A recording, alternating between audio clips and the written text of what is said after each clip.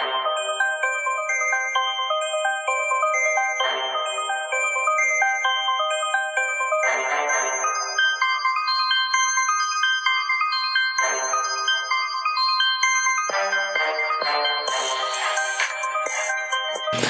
right, and welcome into the Vegas Squares Podcast, Picks and Chatter NCAA Football Edition. And our regular sidekick, Token Tony, is still out of town. He is in Detroit, I believe still burning the city down because they've taken the week off after the Patriots' victory.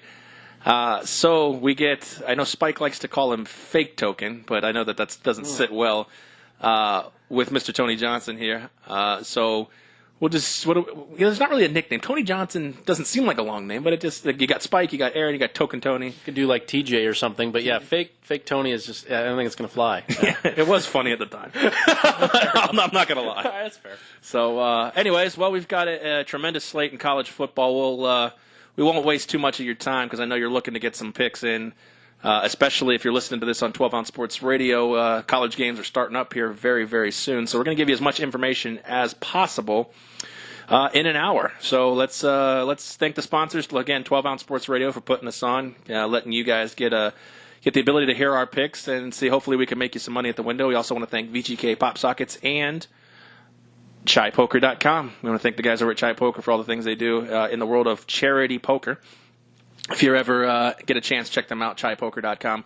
All right, well, now that we've got all the corporate stuff out of the way, Tony, initial thoughts on the slate? It's interesting. There's quite a few games I think that in the betting perspective kind of come across as a bit uncomfortable. We have a lot of unknown young, a lot of true freshman quarterbacks that are playing and experiencing their first conference action, which is certainly different than playing some cupcakes, early on in the slate. Mm-hmm. And also it seems like a lot of favorites are going on the road as well. So you have a lot of the better teams that are traveling. So it's kind of interesting in that sense, is how can you weigh out the fact of home field advantage of a worse team compared to the better conference team that's traveling in. Yeah, and like you said, a lot of times in college football, not that it's probably human nature, especially in a game of college football where teams tend to stay good for long periods of time. You're almost necessarily just betting on the logo at that point. Yeah, it can be difficult, and that's, I think, what makes college football betting so great and so interesting at the same time, is that it's every year you have to go through so many different players and so many different changes and things that are happening, and even on a week-to-week basis, sometimes you never know what you're going to see, and it's a little bit different than the NFL in that sense, where you have a pretty good idea of who's going to be playing, the traditional minutes or the traditional time, and here that can really change in a quick hurry. Mm-hmm. All right, well, let's start with the number one team, the team that I have the most difficulty trying to find a side. I actually did bink one last week, taking the TAMU, Texas A&M. They still won, handedly, but 26.5 points is big. We're going to go bigger now. The University of Louisiana Lafayette is now coming into Bryant-Denny. And Alabama is laying damn near a half century at this point. They're laying 49 points. And the total right now, currently live on covers, is 68. It's a thing. It's a big thing. You don't usually see totals this high, especially as we get into the season, too. I know this is obviously a non-conference game, but this is pretty rare. Maybe in the first couple of weeks you see some stuff like this, but this is a bit odd. And coming out after their test with Texas A&M, which really was a test, they were close to what the spread was, but it certainly felt like a test at a lot of given times. They were facing a real quarterback, true dual-threat quarterback that's well-coached and made a lot of really good decisions, and it put them in some tough spots defensively. So it was nice to see Alabama get challenged a little bit in that sense. This certainly won't be the case here. There is an interesting caveat to this game. The head coach of the Cajuns, Louisiana Lafayette, is a guy named Billy Napier, who was a longtime receivers coach under Nick Saban at Alabama, and gets the majority of the credit for recruiting this immensely talented receiving class at the core that they have right now. Mm-hmm. They have two or three guys that very well could play at the next level, and that's rare for Alabama. We've seen some one-offs like Julio Jones and Calvin Ridley make it, but this is 2 or 3 guys that have legit big time potential, and he's one of the main reasons for this. So it's kind of interesting in that sense. I don't think I'm not into is there going to be soft play or anything along those lines, but they do know each other very well, these 2 coaches. Well, I think that actually kind of maybe opens the door to maybe debunking what you're talking about with the soft play. In a situation where, 6 touchdowns ahead, if Alabama and Nick Saban are going to take their foot off the pedal in any sense, it's going to be to kind of save face against one of their own. Yeah. So, I mean, possible. It's a situation. I don't have an actual play on it, but I don't either. 49 points is a lot to give. That's 7 touchdowns, but it's Alabama football. Yeah, and these guys really put it on now offensively. As we know, this is a different team. I know it's a buzzword around college sports talking about Alabama, but it's really true. This is a different offense than we've seen in the last 10, 15 years during the Saban era. It is high. They got a quarterback. They have a quarterback. They have a quarterback, and they have a deep, really talented receiving core. I think those 2 combination. Clearly, the quarterback's the most important thing, but that combination is what's doing this, and it's a scary team. It's a very scary team to have to play.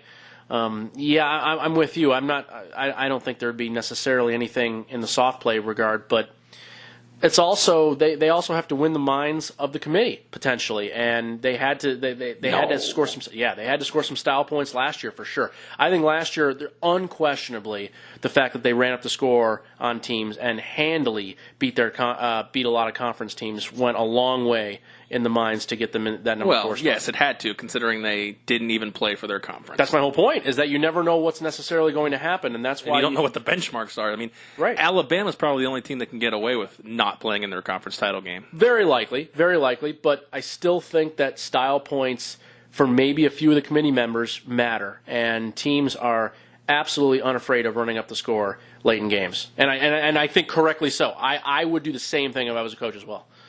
In terms of what? In terms of trying to score as many points as possible, even if the game is sort of out of hand for the most part. Even at the respect of the other guy, just run it up, try and stop me? Correct. Because unfortunately, the end game is the playoff and New Year's Day bowls, and there's just too much money involved, and I think it's the way you have to go. I'm not saying that you should necessarily be playing your ones across the board in these spots, but to not take your foot off, I think is the best way to do so. And added to that, we've seen some big time comebacks and some weird things happen in games too. And there's also the caveat of no lead really ever feels safe. Fair enough. All right, we're not going to go to every top 25 matchup, but we will go to number 2 here. Syracuse at Clemson right now. Clemson is a 25.5-point favorite. This line opened up, according to covers, at 18.5 and has been just steamed. Whoa. Oh, that must have been like early in the season or something, because that's insane. Wow, I didn't realize that there was that big of a difference. Okay. Yeah, I mean, you're talking about moving up a full point in, a 5-day period. Covers usually has this situation, the Vegas odds. It's moved onshore, or not onshore, but on Vegas. It's moved from 924 at the Westgate, so that's 4 days ago. It's 22 points. So a little bit less line movement, but at some point it opened up 18.5 according to covers. Mm-hmm. So yeah, and probably one of their games of the year. I don't want to disrespect their information. No, it probably did. It was probably maybe a game of the year type of thing or whatever. Months in advance. There's some things like that. I actually have a game of the year play. Something I bet 2 months ago that we'll get to it a little bit later.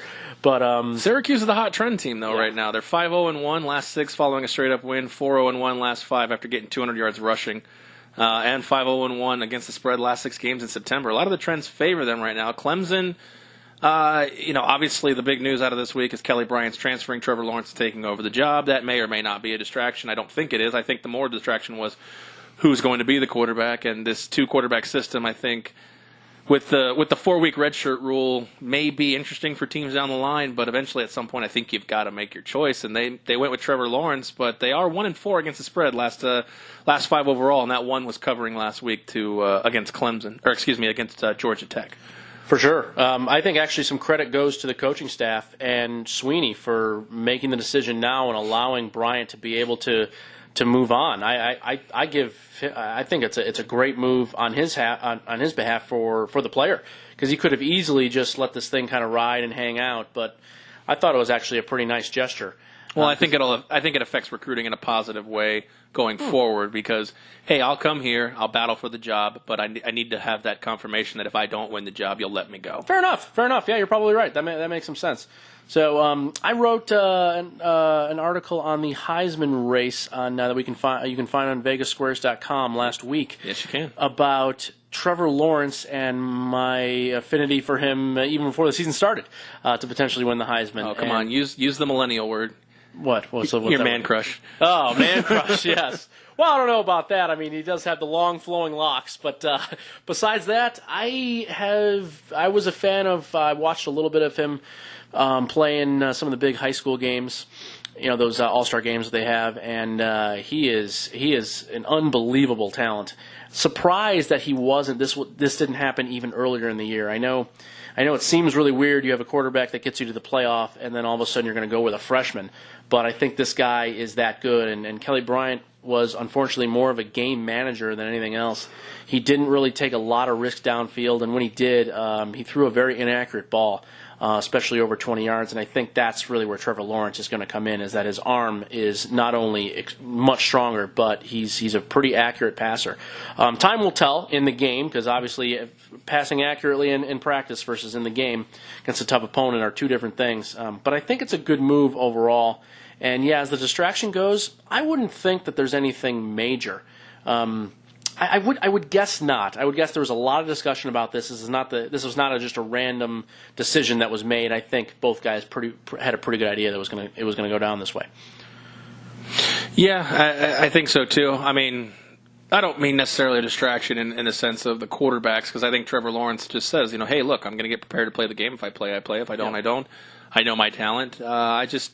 You wonder if a guy like Bryant, who's I believe, a redshirt junior at this point? Okay, so redshirt junior, he's got the 1 year of eligibility left. But, he's obviously made connections with these teammates. He's obviously made friends.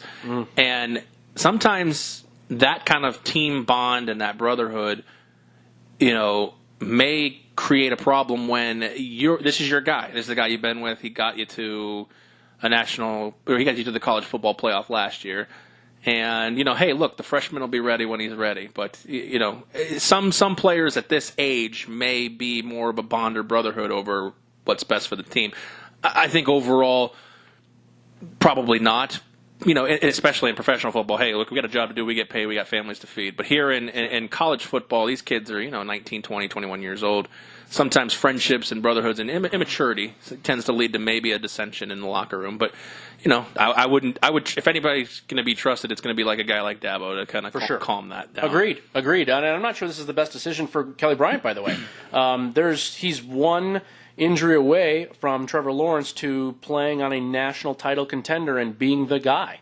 So I'm just not sure this is necessarily the right move for him, but whatever. The case is the decision was made. Well, what do you know about these transfer rules? Let's not to get too far in depth. Does he have to go now after the 4 weeks, make the transfer, or can he take a redshirt status? Because you can always remove a redshirt status. At least that's what the old rules used to be. Yeah, he has. I don't believe he can go in the same conference. I think he can. I understand that, but I'm saying okay. What I'm saying, I guess, let me reword my question. So he takes the red shirt, correct? Right. It's for the season. Right. Correct. It's for the rest of the season. Right. But I know, based on the old rules, I've seen situations where a red shirt they've I don't know what the right word is. They've taken off the red shirt and played a guy due to injury, or at some point they're like, hey, look, let's just get this guy some reps. Florida State's done it before. I know that for a fact. Yeah, Minnesota did it like 9 times with players last year that they wanted to have too many injuries. Yeah. So can he take the red shirt, sit on the sideline of Clemson football games, and if Trevor Lawrence gets injured for a long period of time, can he remove that red shirt and come back in and play? I don't know if that can't be the case, right? I don't believe so. No, okay. I believe if you do this, that you have to fully sit for the whole year. It's a mandatory requirement. I'm not sure about being able to stay with the team or not. I assume that most guys would not. This is a pretty new rule. Yeah, it's totally new. I know you can't stay in the conference. Right. It's totally new. Which I disagree with. I think they make for some great rivalries. Oh, interesting. Yeah, I haven't thought about it enough to really have a good opinion on that. But Yeah, I'm not entirely sure of all of the points of the rule, but yeah, he cannot play for anybody this year. So I'm pretty confident that I had read that when it first came into fruition at the end of last year. Yes. So going on to the game, though, it's an interesting game because this was. We haven't talked about the game yet. Oh no, we gotta get some bets in for some people. So no, the game last year was played in Syracuse, and it was actually the game. Funny enough, where Kelly Bryant got hurt late in the second quarter, and they lost that game. Right? They lost going away too. It really wasn't all that close into the fourth quarter. It was really a fascinating sort of deal, and it was the signature win for Dino Babers out there at Syracuse, who I've been a huge fan of ever since his time at Bowling Green, and is an offensive innovator, and seems to be he seems to bring players and bring guys together really, really well. I like the way he's handled these teams all the way back from the Bowling Green time, and he's a straight shooter person, and huge fan of him anyways going forward. But this, unfortunately, is going to be a tough test. I think after the loss last year, Clemson won't at all be looking past or looking forward to anything, and I think they'll be taking this one super seriously. They also had a tough run against Texas A&M earlier this year, where they got in a bit of a scare mode in a scare game. It was a non-conference game, but it was still, I think it woke them up a little bit as well, and I think they'll go all out in this one. And Syracuse still struggles on defense, especially passing. And they lost another defensive back last week against UConn, who's questionable to play.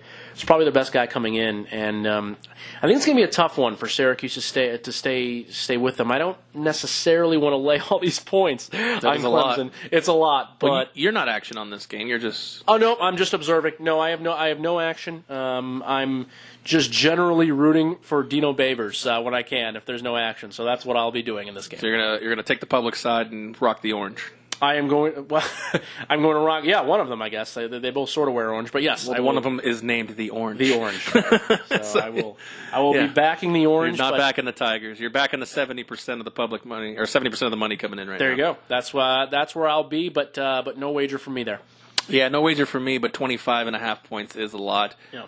I like a scenario where I get maybe a 6-point teaser where I can get over 30 and take it under 70 points at that point. So okay. I think I just don't know what to expect out of Trevor Lawrence. I mean, I like you said, he's a good quarterback. I just don't know if he has the ability to put up 5-6 touchdowns in a game. So right now, fair enough. He's he did it against Georgia Tech last week. That's my only fair warning is that he was that good against Georgia Tech. So yeah, but who's better, Georgia Tech or Syracuse? Defensively, arguable. I don't know. They're both very subpar. Fair enough. Yeah. Fair enough. Totally different teams, obviously, but they're both pretty. I think they're two of the worst defenses probably in the ACC would be my guess. But Syracuse offensively is nuts, especially when Dungy's healthy and playing. I mean, they are crazy good offensively. So totally different animal there. But I don't know. Trevor Lawrence is in my opinion the absolute real deal. We'll see. Yeah, it's true. All right, a very big game that we've kind of been itching to talk about here in the 12 p.m. and the noon Eastern slot here.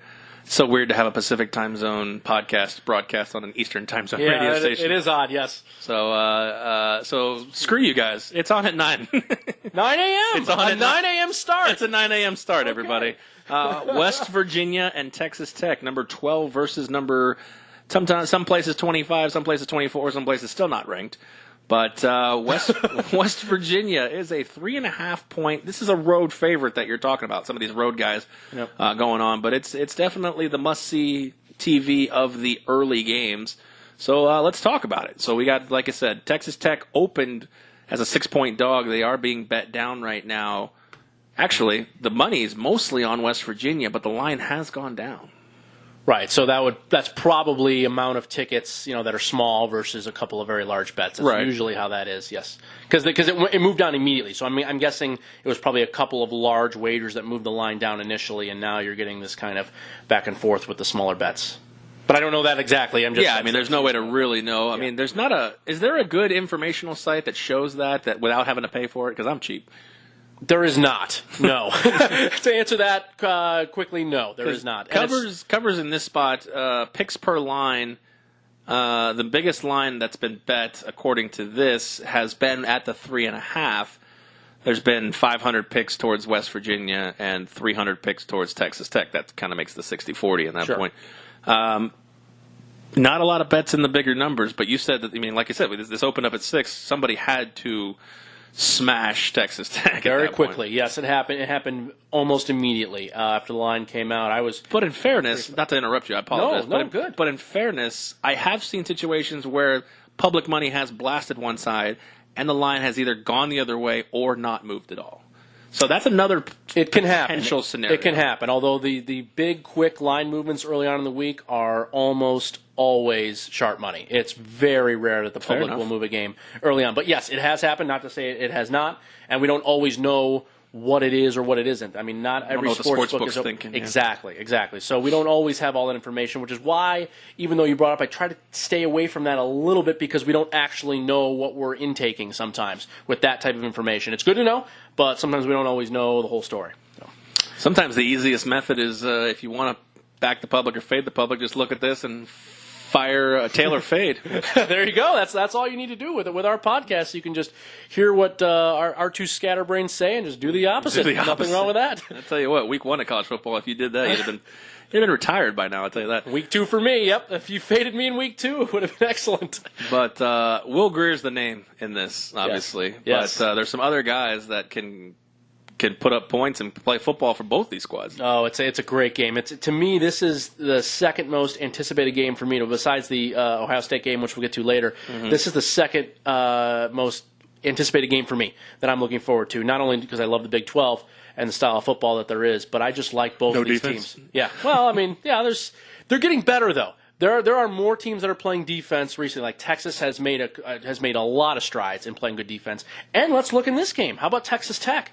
It's taken them a while, taken them at least 2 or 3 years in the Kingsbury experiment, if you will. And you want to put experiment by yeah, I think we do with Cliff because he's clearly an offensive genius who understands and comes up with more plays than probably any coach does in the country. There was a great article written about him in one of the local Lubbock papers about how much offense he diagrams and schemes in the offseason. It's fantastic. But he's brilliant in that sense, but they have lacked defensively for a long time, and that is not the case anymore. The last 2 or 3 years, since bringing in a new defensive coordinator, they have improved immensely, and I think that's what makes this game so intriguing, is that you have these two great offenses, and both of them actually play some defense. And look at West Virginia, another offensive-based head coach that is starting to play a lot more defense, and they've got a great linebacking core. 3 seniors, and 2 of them definitely playing at the next level, with one in a first, second round type. It's a great team to watch. But getting back to the offensive side, to me, this is one of the plays. This is one of the plays that we have this week. Also can be found on an upcoming article on VegasSquares.com, which will be posted sometime later today after this airs. And it's a good one. West Virginia led by. It'll be posted before. Okay, posted before. Fair enough. It's Saturday, Tony. That's right. I forgot we're airing on Saturday. My fault. So quarterback Will Greer actually has 3 receivers that I'm a huge fan of. One of them's not Sills? One of them, well, Sills is one of them. Sills is a beast. Dude. Sills is a beast, absolute beast. But Sills is sort of limited to being a beast in a certain aspect. He's not a high flyer down the field. He's not going to outrun tons of players. He's just going to be good at running routes. He's going to be good at getting the ball when he needs to. And again, those are great traits to have. I'm not downplaying them, but this Marcus Sims, who has come up the last 2 or 3 weeks and was a player late in last season as well, is a total game changer for these guys and was one of the main reasons why I think they were able to pull away from Kansas State last week. This, to me, is too much offense from West Virginia here. I expect them to score at least 40 points in this game and still play some relative defense. They're going to show new freshman quarterback Alan Bauman on Texas Tech, I think, a lot of new looks that he hasn't seen. And I think it's going to be a bit difficult at times for Texas Tech to score at will, like we've been used to seeing the last few weeks. Yeah, I was actually going to ask you about Alan Bauman or Bowman, however you say it, and the fact that, he is just a true freshman. Amazing. Who, yes, they beat Oklahoma State on the road, and they're going to come home, and home field have anything to do with this? Little. I think the weather will actually be a little bit of a factor. Winds are supposed to gust up to about 15 miles an hour in that wide open West Texas wind stadium that they have. Especially one side is fully open to the elements. So that's always a bit of a challenge going to play in Lubbock. But Bauman basically Wally pipped McLean Carter in this spot, who was the incumbent starter, but got hurt in the Mississippi game. And Bauman came in and has been lights out since. So Carter is about healthy to play again, but I don't think he's going to be seeing his job again. This is just a really, really, really tough game. And he's going to have some other ones, too, besides this West Virginia game, where I think the confusion, it's been really, really easy. Games against Ole Miss, games against Oklahoma State, where you're not going to be up against some quality defenses or some complicated schemes. You're going to see a little bit more of this going forward. And this is where I think that Texas Tech is going to start struggling a bit. This is a perfect kind of fade-the-moment sort of situation where Texas Tech is rising really high, and I kind of want to do the opposite. Fair enough. I think that's a good assessment of it because, at some point, freshman's gonna freshman at that point. Yep, that's exactly it. I totally agree. And I like everything that they're doing. This is not a knock on Texas Tech. It's more of a pro on West Virginia. This is a real ball club that can really, really play. It's no joke. The dismantling of K-State last week meant a lot to me. Nobody dismantles K-State. That's very rare. So this is. I'm excited. I'm excited, and again, we do have a wager on this one. We will be backing the favorite, but even without a wager, I'd be watching this one from start to finish. Yeah, so he's got West Virginia -3.5 as one of his plays. He's taking the wallet out of his back pocket for that one. Before we keep it moving to the next time slot, let's talk about any games you have on your action that you're going to be betting in that 9 a.m. Pacific, noon start time on the East Coast, since we'll cater to them a little bit, I guess. Yeah, that's fair. I mean, that seems fair. Anything in that noon start time, 9 p.m. Pacific, that you've got some action on? Because we've covered pretty much the top 25 matchups that will be going on during that time period. I mean, there's a couple. Michigan State's in play as well. You also have, actually that's it for the top 25 matchups, but you've also got some interesting games. Temple, Boston College, I think after Boston College got the floor wiped with them. I'm sure they're looking for a little bit of redemption, but is there anything else on that slate you're going to be having action? On the early game slate, I don't have any more plays. The one that did intrigue me, though, that I don't think I'm going to actually pull the trigger on was Oklahoma State traveling to KU. That starts at our here 9 a.m. local time. And that is an interesting one because it looks like a classic game of they just lost last week. They're playing a hapless Big 12 team that basically stands no chance, so they should just blow them out. Well, it's just there's a lot of question marks now with Oklahoma State that we saw offensively. They have a lot of new players. They're starting 3 freshmen themselves, and a lot of guys that aren't freshmen but didn't see the field much last year, and they got exposed a little bit. They didn't really score in the second half last week, and it was a bit ugly to watch. And KU's secondary is solid. That's been the best part of their team this entire season. So I'm kind of concerned about that, and I'm not terribly concerned about KU even being able to put up some points. So my initial thought was, I think Oklahoma State, this is pretty easy. Let's just lay the points and get it done. Now, after this thought, I don't want to go the other way, certainly, but I'm uncomfortable with this game. But it's certainly an interesting one that I think is going to get a lot of play probably late, would be my guess. Like right before game time, a lot of people just still see some. jumping on the pokes. We'll jump on the favorite. That would be my guess, yes. Yeah, Rock Dog Jayhawk. That doesn't work. It doesn't work when they're dogs. It's Rock Chalk, so it doesn't work. Yeah. So there's not a lot of action slate. I do like the Army and Buffalo game, based on what Army was able to do with Oklahoma. I actually have a pick on this game. Oh. I think a lot of people are going to be really high. That number's big, too, 7.5 in favor of the Bulls. I don't like the number necessarily because I think I never like a game with a hook on it, but I will take Buffalo on the money line in that spot. I think they got a good shot. I think a lot of the money is going to be going on Army. And they have a good shot there, too. I wouldn't say pull off an upset because I think they're the better team.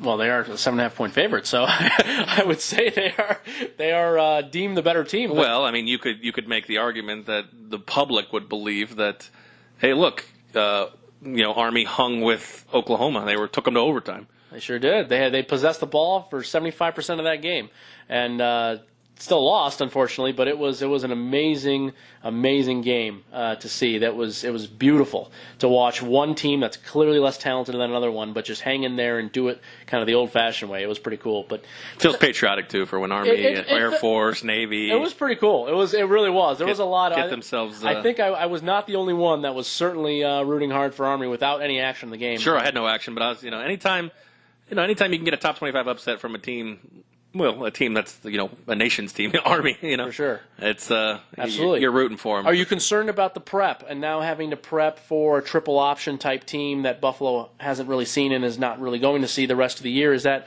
a concern for you on this bet? Maybe. I mean, not necessarily. I think the coaching staff has had it on their schedule for a while. They've known, and they got a really good taste of basically. They played last year too. So that might help. Yeah, but Army against Oklahoma probably showed most of their playbook. And again, it's not an expansive playbook because it is the triple option. Yeah, but they gave it all. That's right. Yeah, so it's a situation where I'm not 100% sure that they have too much to worry about at this point. Does that kind of make sense? I think they are currently right now only giving up 20 points a game. Yeah, they look really good against Rutgers, too. They were dominant in the Rutgers game. It was impressive. Really was. So, yeah. I mean, not that I'm not saying Army can't penetrate and do what they need to do, but, sure. A team 4-0, basically, it's tough. I mean, right now they are 3-1 against the spread. And I'm not saying they're going to cover it, but, hey, a money line feels like a win to me.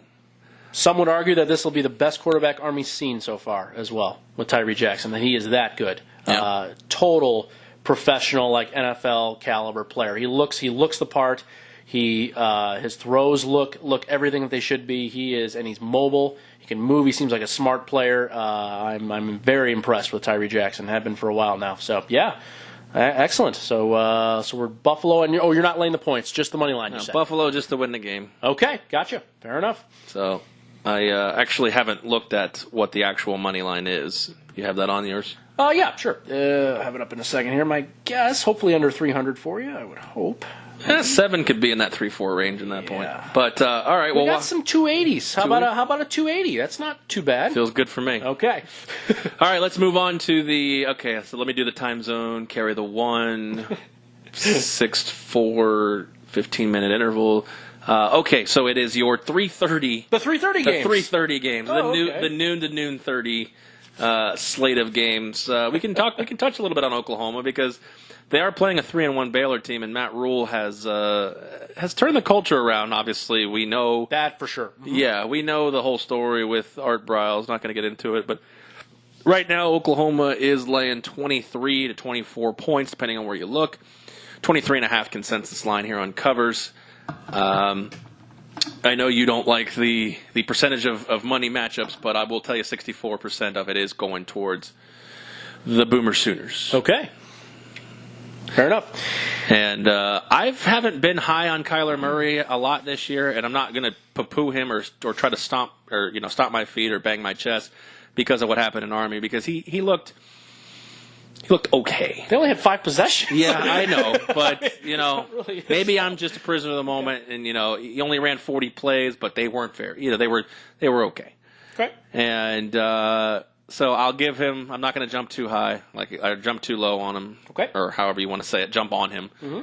But talk to me about this one. I mean, Baylor is not the prolific offense with the Josh Gordons and the Corey Colemans and everything like they used to be, but at the same time, and they are averaging 36 points a game. Yeah, they still have a lot of great playmakers. I mean, losing Rodney Anderson, the starting running back, was certainly a blow. I think it was a bigger one than was initially reported on. And the reason for that is they don't have a secondary guy to go to. You know, there's a bunch of other teams I think we could come up with, other big-name schools where if their starting running back goes down, things don't really change that much because they have a couple of great players waiting in the wings. It doesn't seem like there is one. It looks like Trey Sermon is the best option that they have, but I'm still not fully behind him, and he doesn't run with nearly the kind of power and force that Rodney Anderson does. So it's a bit concerning in that sense. Right. As you said, they certainly have a great receiving core. They've got a great tight end, too, that they go to quite a bit. And it's been a fun offense to watch. We never really got to see Kyler Murray in as a full starter, full game, and it's been fun to watch. As you said, he's not perfectly polished, and it's not a perfect setup, but it's fun, and he's certainly a very talented player. Whether he decides to play baseball or football, which it's looking like baseball at this point. I wouldn't rule him out, but you're right, probably. Yeah, I mean, it seems like if he's as good as he is in this game, I can't see him being that bad of a baseball player. But getting back to the game, I don't know. Baylor has, yes, I think the culture change and bringing things back to a football-centric realm and leaving out all the outside distractions has been point one for Matt Rule, and certainly he's been successful doing that. On the field, I've not been as impressed. Duke came in there a couple weeks ago and really manhandled them quite well, which was, I think, a big shock for a lot of us, and I certainly was. You don't think of Duke as that school that goes west and dominates a Big 12 team, and they did. So that concerned me a little bit, but certainly things are turning around. The offense doesn't look at all like it did with Art Briles, and I'm a little bit uncomfortable with that. He's almost going back to the Temple days where it was a lot of check with me at the line, a lot of draining clock, and just not utilizing the talent. This is a different team than he had at Temple. These are legit talented 4- and 5-star players that I think playing fast and utilizing their abilities against defenses that can't sub is the best way to go. And that was one of the things that Art Briles was so good at in coaching offense was getting to that point. And so I'm a little bit concerned about what they're doing. What about their quarterback situation, though? So, yeah, they've been playing two guys sort of intermittently for the most part, but it appears, I read something earlier this week, it appears that Charlie Brewer is probably going to be more of a main person going forward. I don't know if that doesn't mean that they will mix up a play here and here out, but it's not going to be that series shift that they've had the last few weeks, and it probably makes the most sense. It's hard to go with two guys and be efficient, and Brewer's had a really nice season for what he's been.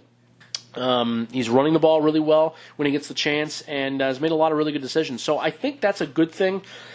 I don't know. I mean, I'm usually a guy, as you know, that wants to take points and not give them, and especially when there's a lot of them. But this one's a little concerning to me. This is a much easier game to prepare for Oklahoma versus preparing for Army, and this is what they're used to.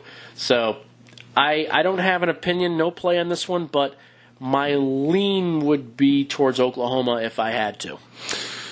Yeah, I'm not on a play on this one either, but I actually think this would be a signature moral victory if Baylor can keep it close because of everything that's going on. So agreed. I like points. Okay. And I think Oklahoma, they've been known kind of as a team that gets beat early by a team they shouldn't have. I mean, last year Iowa State almost got beat by Army. They've had a few of those hiccups along the way, and sometimes that can hurt them down the line. They've had some close calls with the playoff committee, whether they deserve to be in, and et cetera. So points matter. They do. Yeah, and I'll take the points in this one. I'll take the 23.5. Excellent. All right, good. At least one of us has a play on it. So I'll switch and I'll root for you on this one. I don't really have. You don't have to switch, no. No. I mean, if I don't have a play and you do, I'm certainly willing to. There's no play. There's no play. No. Oh, okay. You're just making an opinion. Okay, gotcha. Well, there you go. Yeah, no play on that one. So. You don't have to flip-flop. We'll make that a little friendly. Okay. 23.5. All right, I'll lay the points. Fair enough. makes it sound bad now. No, not at all. I've never been a big Oklahoma guy, and maybe that's more of a lay the points from the heart, but okay. Matt Rule needs a signature moral victory in his program. Fair enough. All right. So I'll root for the cover, and if they don't cover, then I hope they get beat by 80. Fair enough. All right, we'll work with that. All right. Well, I gave out a play last week. Missouri was playing UGA. It was 14.5 points. We got that one by the hook. Nice. But I don't feel as confident. I've laid Tennessee twice this year, and I'm 0-2. So enlighten me why I should not do that again. Yeah, they've been in the dumpster for most of this year. I don't necessarily blame anyone specifically. I think new coach Jeremy Pruitt was given a pretty lackluster roster in a pretty lackluster situation. I know Butch Jones liked to. Yeah, wasn't it like the 47th option? Yeah, right. And the previous coach Butch Jones liked to speak from the mount, that they had this greatest thing going on, and they were going to be they had the turnover trash can, yeah, right, changing the face of college football, and he never really got over the recruiting hump, and I think that was the biggest issue out of all. And there's not a lot of playmakers on offense, so no, I do want to alter you from being on Tennessee on a regular basis. I'm not saying that it's never going to be the right play. Certainly, I think there will be a spot where it was the right play once. Well, yeah, they are 1-3 against the spread. Sure. Yes, but this one's tough to handle here. I'm first not, road game. Yeah, I hate to be this guy of not. I know I haven't really called out a lot of plays that I have so far, but I don't also really want to be laying the 32 or 33 either on the other where side. you're at, yeah. It's just, that's an uncomfortable number. Right now, live line is 30.5, so it's actually gone down from 32.5. Okay, so that makes me feel. So maybe there's a bunch of idiots like me out there that are probably just, it's 30 plus points. I got 30 points. There you go. Yeah, exactly. That's it. Well, again, the other issue is this is not exactly like the traditional Georgia teams of the last 5, 10, 15 years. This is a team that can really score, and they're really dynamic, and they have a great quarterback. It's fun to see these SEC teams with real quarterbacks that can throw the ball at the helm. We haven't seen it for all that often, and it's kind of nice. It's a breath of fresh air to see these guys compete with some of the others. Clearly Drew Lock was the best quarterback in that game last week that you saw, but Fromm is not too far behind him.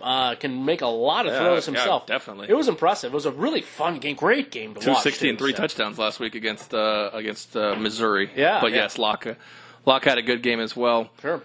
So I don't know. I don't want to talk you off the cliff necessarily, but I have no play on this game. Okay, but I also go ahead. I don't really like either side. Gun to the head, I would probably have to lay points here just because Tennessee seems completely hapless on offense, and that's a big problem. So that's the only thing I can think of, though, for this one. Yeah, 1-4 against the spread of the Vols last 5, following a double-digit loss at home, which they got their bell rung against the Gators last week, allowing 40 or more points. Again, they're 1-5 because they allow over 40. They do it often, yeah. Yes, they do. 0-4 last 4 conference games against the spread, 1-6 against the spread last 7 games overall, and 1-7 last 8 games in September. So yes, nothing is trending upward for the Volunteers right now. Bulldogs 7-1 last 8 games at home against the spread. Bulldogs 6-1 following a straight-up win the last 7 games against the spread. So, I don't know. I feel like this total falls, not the total. I feel like the final score falls right around the total, the spread. Excuse me. I keep saying total. I don't know. I feel like this is a 31-34 point victory. It's just too close in my mind to jump on something like that. Certainly. Yeah, no, I agree. I wouldn't touch this one. This is one of those uncomfortable games that I had brought up earlier that it's just Tennessee has the ability to score. So that's what, that's the thing with these big things is, with these big spreads is, okay, yes, they may score 50, but are they going to give up 21? Right, because if the other team scores 17 or 20 points, you're basically never covering that big of a line. So it's tough. That's what makes this so difficult with large spreads, is trying to figure out how many points the quote hapless team is going to score, and that's obviously a hard thing to do. So I would stay away from this one. It just feels like a 45-14 kind of game. Yeah, for sure. And yes, that covers the spread. So I don't know. It just feels too close to me, and I never had a pick to begin with, but I'm not going to talk myself into having a pick on this game. So fair enough. I've just been burned twice against West Virginia and against Florida with Tennessee, so I'm done with that. I just still, it's an interesting, what once was in Tennessee program. So it is sad to see it crumble this far. Yeah, so let's talk about a little bit of some of the games that are not going to be the marquee matchups like we have been, the top 25 games. Take those off the slate right now. A couple of ones I know you're interested in. Purdue and Nebraska is one that I know you kind of you threw all your papers in the air and said, I don't know what the hell. I don't know. Oh, yeah, because it piqued my interest when you said I was interested, and I was like, I hope you're not going where I think you are. Yes, the throwing of the papers, that is what happened. This is, talk about unknown of unknowns. Nebraska seems to go only as far as a true freshman quarterback, and whether he's healthy or not, that's saying something. He appears to be probable. Martinez? Yes, he appears to be probable in playing in this one, and it's a nice enough matchup against a pretty subpar defense, but you still don't really know what you're getting from him, and you don't know what you're getting from this entire offense as a whole. They've got some playmakers at the receiver position as well, but can this guy get him the ball? He doesn't have a great arm, and it's a really uncomfortable game from that aspect. He's been there forever, too. Who? Martinez. Oh, no, he's a freshman. He is? Who was the guy who was there? True freshman. Who was the guy there before? I felt like was it maybe it was his brother or something. There was. You know what I'm talking about? Yeah, it was a little lefty, I think. Yeah. Okay, maybe it was too far back. I just feel like this little ragtag quarterback has been there forever. But you're right, he's a freshman. True freshman. Yeah. I don't know too much about Nebraska. I turned off my affinity for Scott Frost football after he left the University of Central Florida. So you're going to enlighten me. Yeah, no, I don't have. Well, I wish I could. I don't have a lot more to enlighten. It's he's the only scholarship quarterback on the roster. The other two ended up withdrawing and transferring during camp and right before the season. So a little bit unlucky in that sense, but still, it's a tough situation there. And defensively, they have been the worst team in the Big Ten on defense. I don't think there's really any question. Yeah, there's no doubt about that. And Purdue is wildly effective in many ways. They're having to play who I think the quarterback that is not as good. He's the senior compared to the junior Sindelar, but David Blau, who's a long time, talk about being in somewhere forever. I feel like he's been there forever too, and he's had to take over basically for an injury and has played extremely well. Which has been fun to watch because again, another guy doesn't have a lot of arm strength, but he's really moving the ball around well in that 10 to 15 yard mark, and it's worked out great. They have the best up and coming young, I would say, receiver or highlight player I think in college football. A guy named Rondale Moore, who's actually out of the Louisville area, who probably Big Wall would know very well, but he is an absolute treat to watch. Anytime he has the ball in some sort of space, or sometimes even without space, he is getting away from people and running long distances. He can run a lot of routes. He played a lot of different positions in high school, so his route tree is pretty deep, and he seems to understand the game really well, even for a freshman. So it is unbelievable that Purdue was able to get him from the grasp of, I believe his second choice was Alabama, and a few other schools. Like, it was legit. So pretty cool stuff. He went to the same high school as current head coach Brian Brom, so that probably helped a little bit. But there you go. Yeah, it was. It's a great story, and Rondale is a guy that we're going to be watching as the years progress here. But as a freshman, he's already changing the game. He's got almost 40 receptions already, and is just a highlight every time he touches it. So I'm concerned there that Purdue will score a bunch of points, but. Again, we just have so much unknown, and I do I really want to be laying a lot of points on the road? I can see it all turning in your mind. It makes me just uncomfortable just sitting here thinking about it. So unfortunately, no play, and anyone that has a play, I would just want to hear it and hear their reasoning and just something. Like, I feel like someone's going to get this game right. There's going to be a winner or a loser in this thing. I feel like anybody taking Nebraska is like, well, they got to win sometime. Yeah, and maybe they will. Maybe that game will be close, or maybe they'll somehow win. And then the people if Purdue wins by 50, someone will be cashing their ticket and be like, yeah, well, I laid the points because Purdue is going to dominate this bad team. I'll be like, yeah, that's true too. Like, I don't really know what it is. I just want to see someone cash a ticket, and I want to talk to them. I think it'd be interesting. Fair enough. Yeah, that's. That your mind went in, Mr. Wonders. Oh God, I don't even know what.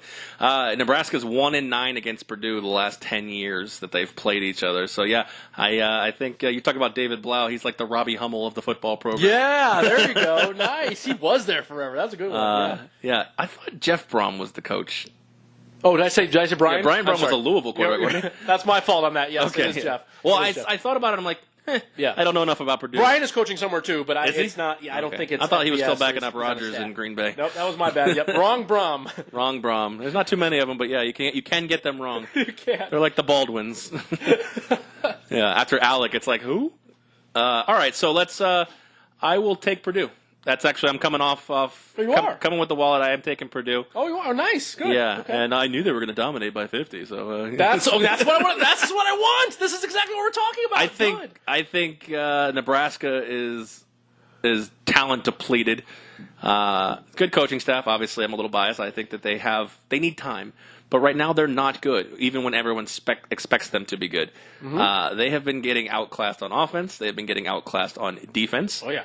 And to be honest, I haven't watched enough of them to say they've been getting outclassed on special teams, but I'll bet the odds that they're getting outclassed on special teams as well. A true freshman coming back from injury who... You know, an injury that I don't know. I'm not sure, especially a guy who's mobile. A knee injury is probably not a good one to have. So I'll lay Purdue. Even in the fact that they're 1-3, they've been close in all of their games, with the exception of I can't. It's escaping me right now. At this point, they got blown out in one of their games. But which one are you talking about? Purdue? Yeah. I mean, Northwestern was pretty much. Well, that was a close game. They blew that one. But anyways, point being is that. But they were losing pretty much the whole game. That's all I'm saying. But they haven't been blown out. I mean, they're the better team. Missouri came back against them and almost won. They came back against Missouri. Yeah, that's right. Yeah, they were getting beat by Missouri pretty handily, if I'm not mistaken. Yeah, and then they lost at home to Eastern Michigan, which was a very close game, which obviously should not have been. Yeah. So, yeah. So I'll take Purdue. I think that the season's trending upward at that point, and they're going to win by 50. Like I know it. There you go. Yeah. This is what I want exactly. So I have no idea. So there you go. We got one play on the panel, and I guess we'll be taking Purdue. Yeah, I mean it's an interesting one. 12:30 games. We've got. I think we both got a pick on this one. Old Dominion 1-3 against East Carolina, but that one for Old Dominion is a big one. It is. It's a win that will change the program. I think Old Dominion is small enough that it is a win that is definitely altering the program, especially in the fact that it's a team that's close by. And for recruits and for everything else, where they're going to be sharing a lot of space, it's a real thing. So and earlier I had wrote or commented on the fact that I'm shocked that Vatek scheduled a game where they had to travel to a team like Old Dominion. It is a very, very strange thing, and there's not a lot to win. There's not a lot that you can get from this, and the only thing that can happen is like disaster, and it basically did happen. Now for them, it's a non-conference game, so they can rebound from it, but it's still it was a big one. And but credit to them, credit to Old Dominion for starting out the season so poorly and really playing fantastic, especially offensively last week. It was a thing to watch. Yeah, it's I don't know. I mean, it's a situation where.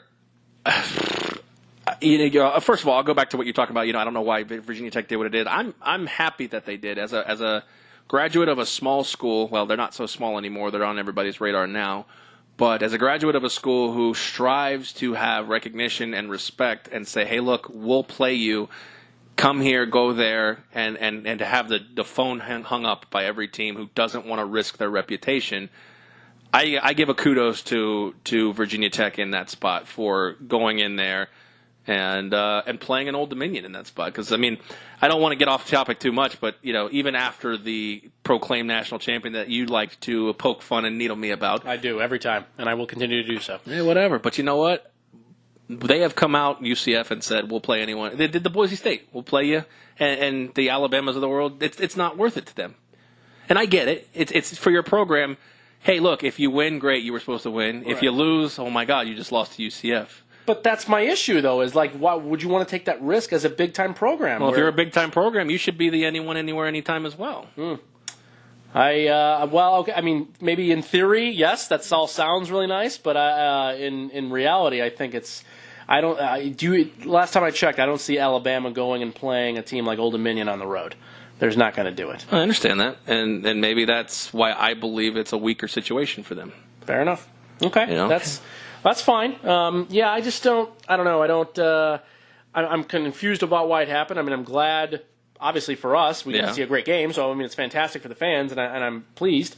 But it was just surprising. But getting back to the game, not to change the subject, but changing the subject. I think we might actually be on the same side here. I actually have not put the wager in yet, but I'm really planning on doing so. I like Old Dominion, even coming off after this big win. They're getting 7 right now, from what I understand, pretty much everywhere, which is good. And they're facing a relatively weak East Carolina team that's still trying to find an identity and find a way. They did what I think many people thought was made a really bad firing of a guy 3 years ago, head coach, and they had done really, really well. A guy named Ruffin McNeil. Yeah, who was a good D coordinator. Grimace. Yeah, exactly. And that's all I see when I see him. Yeah, no, he's kind of an awesome guy. Well, when he wears the East Carolina purple, he looks like Grimace. Yeah, pretty much. And but he was a great thing for that university, and they were winning consistently. Had an off year, and they decided to get rid of him, and they went with just an offensive guy. And it's been a tough road. It's been a very, very tough road so far. I'm not very, very confident in them in this game. I'm really confused about why they're even a 7-point favorite. It doesn't make a lot of sense to me. It seems like a coin flip kind of game. Old Dominion might not play with the same intensity as last week. No question about that. I'm not saying they're going to, but just seems like getting 7 points in a spot where I think they're the better team. I'm going to want to take the points. Yeah, I'm on the same side as well on that one. The Monarchs 4-0 against the spread last 4 games versus a team with a losing home record, which we have here in Eastern Carolina. 61% of the money is going on the favorite here, Eastern Carolina, the Pirates. But there are some trends that favor ECU as well. They're 3-0 last 3 against a team with a losing record, which we have in ODU. Which does their record represent? What represents this team more, the 1-3 record or the win over Virginia Tech?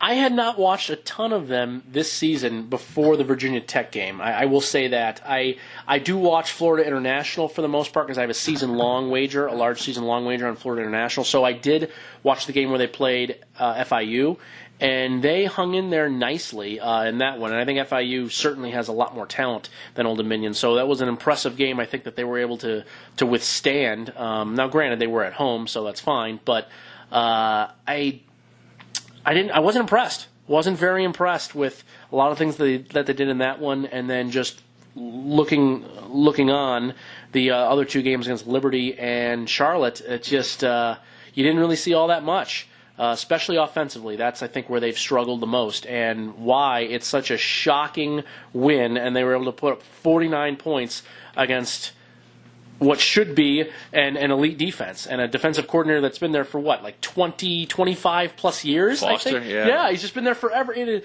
is beyond shocking. So I don't think that this offensive output is going to last or even will be repeated very often this year. But that doesn't necessarily mean that they're going to give up a chunk load of yards and points to a team like East Carolina, which I actually do think is below them in the talent range. Yeah, it just seems like Virginia Tech just kind of throws a bone. You know, you had the James Madison, and now you have the Old Dominion. And it would have been nice for ECU and Virginia Tech's game not to get canceled, to have some semblance of a common opponent. True. But, I think we'll both lay the 7 in this point. At this point. We're taking 7. Did I say lay? Yeah. I meant taking the 7. No, we're taking the points. Yeah, taking the points. Rocking ODU. We are continuing the train of the Monarchs. Yeah, when I see ODU, I always think Old Dominion Freight, the line of trucks that I used to see on the highway when I moved here to Vegas. There you go. Probably a weird tangent to go off on. It is. Back into the top 25, Kansas 3-1, Texas 3-1, Kansas State 2-2, Texas number 18. I don't know why I said Kansas. When's the last time Kansas has been 3-1? The Mangino days, I would assume. You think? The Keep Talib days? Were they ranked then? Yeah, they won the Orange Bowl against. Oh yeah, you're right. Texas, Kansas State, Texas 8.5 point favorite. Well, this is another uncomfortable spot if you're Texas. They are going through a really, really rough schedule. They were able to beat USC at home a couple weeks ago and then beat a really good TCU team on the road last week, and now have to go on the road again to K-State, and then the Red River game is the week after against Oklahoma. So this is a 4-week stretch that is real. Yeah. And so far they've come through it really cleanly and played really, really well. And this seems like the odd game out, doesn't it? Not necessarily the proprietor that a team is looking forward to another game or something like that. But if it is going to happen, this would be the week to do so. K-State comes in undermanned and under-talented like they pretty much always are. But they play tough and they play hard. And especially at home. Yeah, and they're a tough team to scheme against, too. I had mentioned this last week, and it went for naught, unfortunately, and they weren't able to cover against West Virginia. But this is going to be tough. They should match up pretty well against Texas. I do think the running quarterback aspect of it will fit into their game planning a little bit easier. Will Grier is not really going to be running around with the ball that much, and not in this game. No, I mean, yeah, but I was just making a comparison from last week. I think that was a much tougher game. Oh, okay. I was like, well, yeah. Yeah, this game, no, it wouldn't be. But this is going to be, I think this is going to be a tough spot for Texas. Nothing wrong with taking the 8 points, the 8.5 or whatever it is, but I am going to be betting the money line here very likely. I got plus 280 at one point that I saw sometime yesterday. Don't know if that's changed at one of the books out here, but I think if you can get somewhere in that right near 3-1, that K-State becomes a pretty good play. Wow, you like the dog on the line, huh? I do. They have at least 1 or 2 upsets per season where you don't really expect K-State to necessarily be in the game and or win, and this seems like a good recipe of one right here. Yeah, I think in this spot I actually will make a play, but I think in this spot, based on your analysis, Kansas State has to be able to. I think they're more. I wouldn't say superior, but they're probably better on offense than they are in defense in my mind. And I think Texas, if they want to keep it, they're going to stay close with them. I'll take the over in this spot, 48.5 points. Okay. I think both teams can get around 30, so I'm okay with that. I like Texas in this game. I think they're actually better than they showed against Maryland. Oh, for sure. Yes. Yes, no the doubt. Manhattan aspect.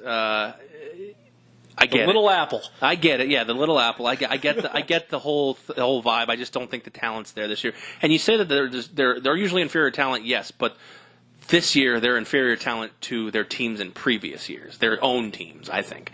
So yes, but it's early. It's early, and as we see Skylar Thompson, I think develop a little bit more as the season goes on. I think he's going to be a pretty good quarterback for these guys. Yeah, but is that today?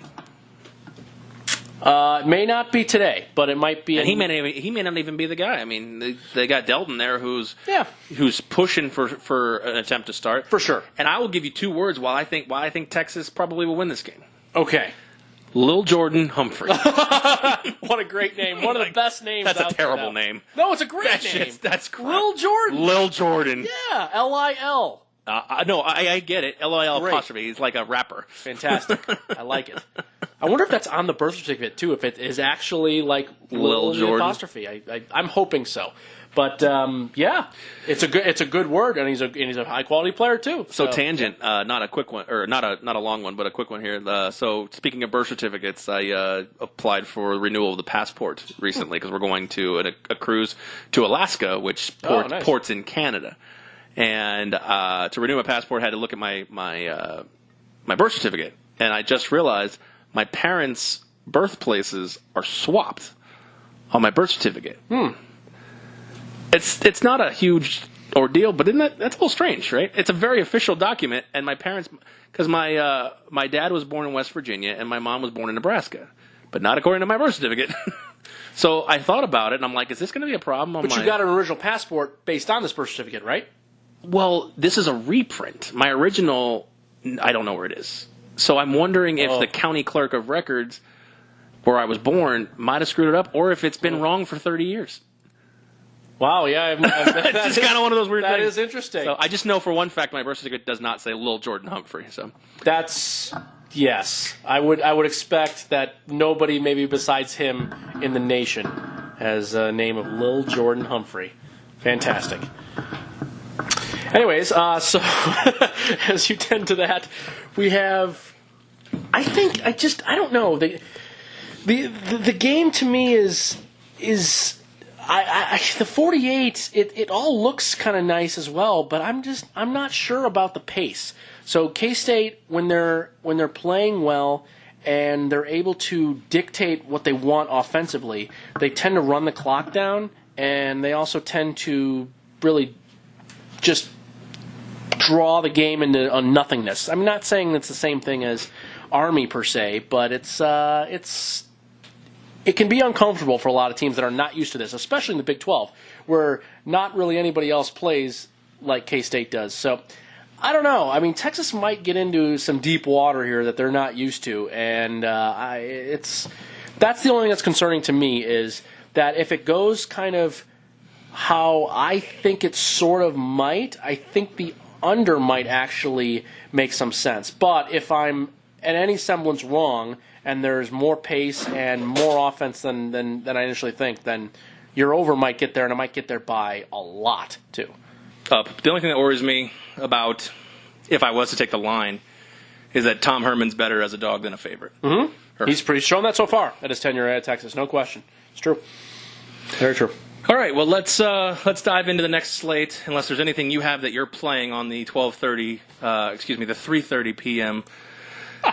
Screw the time zone. The 12:30 Pacific. Yeah, let me I'm going to throw this in pretty quickly just because you had Big Wall's picks on earlier, and he was on a side that I am absolutely on as well, too, that we're mirroring each other, which makes it feel a little bit better with a guy that knows what he's doing. So, no, because he's on your side, he knows what he's doing. No, I mean, I feel better about my selection based on what he said. Gotcha. No, it's not because of me. Enough. No, I like to have another person that has semblance of knowledge. I always feel like, as much as we're deep diving the games, or I always feel like when we do our NFL picks, when Spike and Token Tony pick one team, and I've already selected, I feel better when I'm on the one side by myself. Maybe that's a byproduct of the people, though. Maybe. I'll tell Spike that fake Token sent him a dig. Oh, I'm sure he'll love that. Yes. All right. So where are we at here? No, we're at South Alabama, the old USA. I am taking. Oosa. I like the plus 26 as well in that one. I think a lot of things align here. We have a lot of young players again playing for App State. They have another true freshman quarterback starting on a team. It's amazing how many there are this year.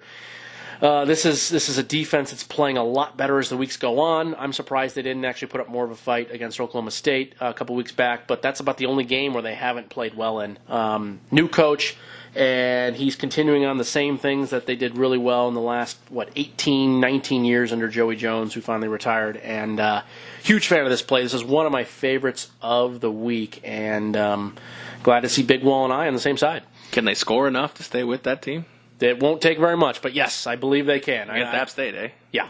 Team averaging 51 points a game. 51 a game, but you got to take a look and see who it's been against. I think that's. Well, they got 28 against Penn State. Okay. That was Valley. They were incredible in that game, no question. That's right. So, yeah, I don't have their schedule. That's all I got. All right. Well, I'll finish it off for you. They got 45 against Charlotte.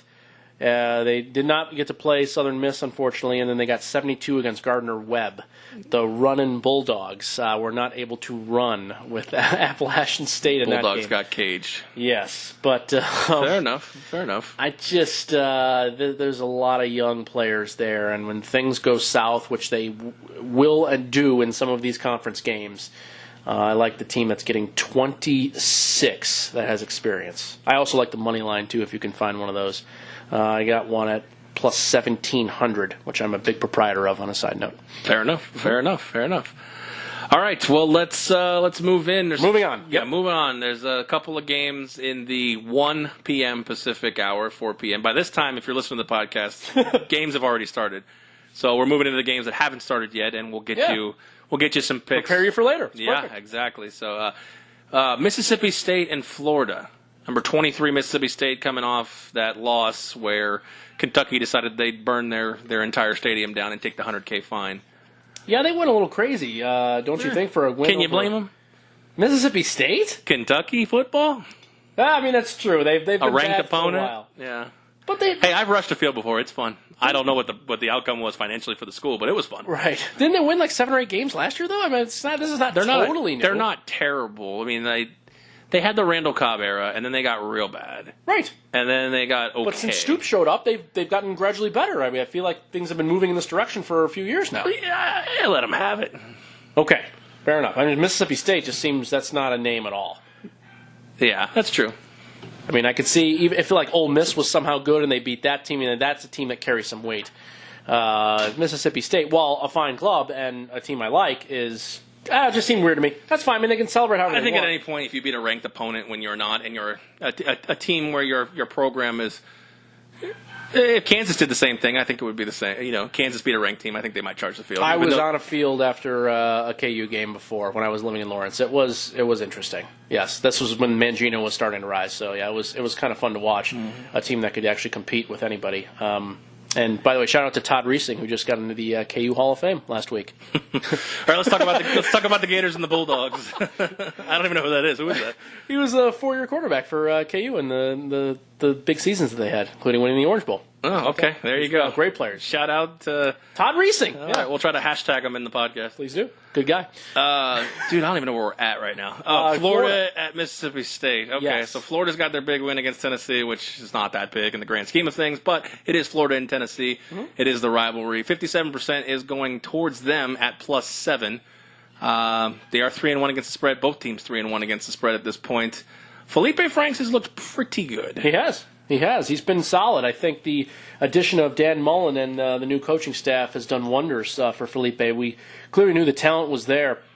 Very highly recruited player, and it's nice to see that he's really coming all into his own. Well, you speak of Mullen, and he spent, 10 years, it seemed almost, in Stark Vegas? Mm-hmm. Any sort of want to stick it to him kind of thing? I think it's pretty cool that this is happening pretty right away and close up. My guess, if not knowing him personally, obviously, but having followed a lot of sound bites and following his career, is that Dan Mullen's not that kind of guy. He doesn't seem like he's a guy that gets that added motivation. Certainly, does he want to win the game? I mean, obviously, it's an SEC game that you want to win all of them. So I think that, just being an SEC road game, you're going to get up for it anyway. And this is the second week in a row where they have to do this. So I think it's definitely general motivation there. Is there something added to it? Quite possibly, but I'm not sure that the players that are actually playing are really going to care. Yeah, to care about that, and they're playing a really good team. They have a lot more to worry about than that, certainly. Well, speaking of caring, I believe Nick Fitzgerald, has the chance to overtake Tim Tebow's rushing record. Is it SEC or NCAA rushing record? Oh. And to do it against Florida. I know that these players don't care, but maybe there's right. Dan Mullen was there when Tebow was there. So he was. He may be rah-rah in the troops to say, let's make sure he does not get this against the Gators. But he knows well enough that Fitzgerald is capable of wreaking havoc. So, yeah. I think he's not really stoppable per se. You can do what you can and do your best, but I think it's going to be tough to stop him entirely. Yeah, line opened up at 53.5. Now currently live at 49.5. So the line's gone down 4 points. This seems like a high total for two teams that, yes, they do have offensive firepower because they both scored around 40 points a game, but they're both giving up 16 and 13 respectively. Mm-hmm. So what gives here? Tough to say. I hate to be vague, but it seems like now from the total aspect, I'm not as sure. I think the line is perfect. Mississippi State being a touchdown favorite seems to be about right. I mean, they have to be a favorite at home coming off a loss, and they have the better offense certainly right now. I'm pretty confident in that. Not to say that in a year or two that Florida will be leaps and bounds better. I'm sure they will be, but right now, I still like what Mississippi State has, and while Felipe Franks has played well, he's no Nick Fitzgerald, and it's a tough game in that aspect. The total, it's just, to me, I not to use an old Token Tony point, but it feels like it could go either way here. I could see it maybe being like a 65-70 point game if you just go back and forth and nobody can stop anyone on the ground. Or, as you said, you get a lot of like 3-and-outs or get a couple of first downs and then have to punt. But obviously these teams are both going to be running the ball quite a bit, and you might get this slug it out 7-6 at halftime, and you feel really good about an under. So I could see it really in either aspect, which makes betting fun anyway. But but certainly you're going to be either 50% right or 50% wrong. Right. But it's a game where I really want to avoid because I feel like it's almost equal, that it could go either direction there.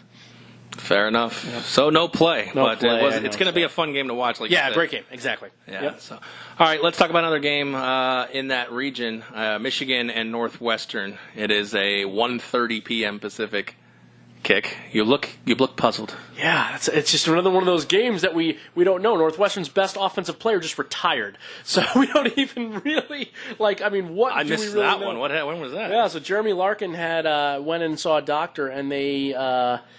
I don't want to get it wrong, so I'm not going to be anything medical, but there was something about his spine. The top of his spine is curved. It's not where it should be in alignment purposes. So he's going to be, I guess, fine as a human being, but it's like bigger than scoliosis. But he can't actually play contact sports, or they don't recommend that he plays contact sports anymore. So cervical stenosis. Okay. Just did a little quick research. Perfect. Good. So he retired, and this was in the bye week, which. Not to get past the unfortunateness of Larkin's injury, or malady, but at least they had some time. They had some time to prepare, and they got a guy that hasn't really played very much, named John Moten, who's going to be the starting running back. And Fitzgerald's deal with running backs is that they pretty much get all the carries and everything goes through them. So it's Moten or nothing. And not a lot is known about him. Again, he wasn't getting any first-team reps at any point, both in the preseason and as the season went on. So I don't know what to expect. And he was clearly, I think, the best player on that offense. And tough to know, coming off a bye as well. Northwestern has played very poorly the last couple of weeks. They even lost to Duke, another Duke road win out of nowhere that Duke seems to keep doing this year. Is baffling and very puzzling. And then you have Michigan, who looked really pretty atrocious on both sides against Notre Dame in that first week, and then has really turned the corner and really ramped up the juice on both sides of the ball. And while they are playing some less talented teams and some teams in certain disarray and transition, namely Nebraska, they're really taking it to people, and it's a scary team when Michigan has a quarterback like they now do, and they can also run the ball really effectively and still play good defense.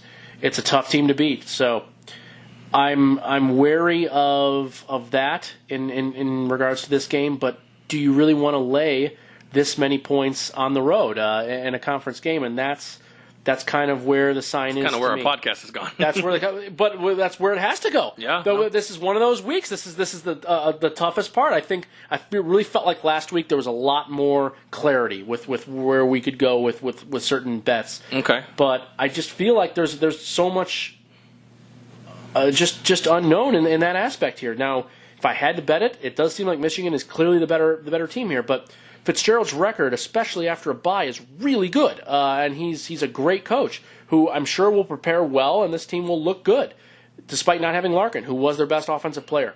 So I just don't know. It's intriguing. The total is extremely low in this game. I think it started... It's 46.5 from 53. Amazing. Started in, the 48, 49 range, and 46.5 is just... Wow. I mean, it doesn't take that many plays or that much for a game to go over. They either think Northwestern can't score, or both teams are going to play some defense. Right. And Northwestern doesn't play defense. They have not this year. They have in years past, and they've been very good. But this year, you're dead on. They have not. So I guess my lean play here would be the over 46.5. What sounds very kind of general public-y and uncomfortable, but because it's so low. But to me, it doesn't take a whole lot for this score to be 20 to 20 something quite easily. I would take the over here.